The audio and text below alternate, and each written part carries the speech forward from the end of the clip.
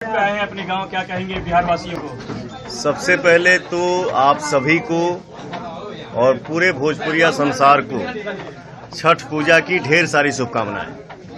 क्या कल से चुनाव प्रचार में जाएंगे? स्टार प्रचारक हैं आप। मुझे जैसा आदेश मिलेगा वैसे हमको सेवा भाव से सेवा करना है। कहाँ क्या मुद्दा रहेगा इस बार बिहार में? आज बहुत बड़ा दिन है।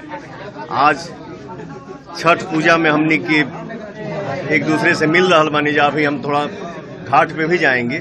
तो आज राजनीतिक बात जौन बात स्टॉप रखल जा।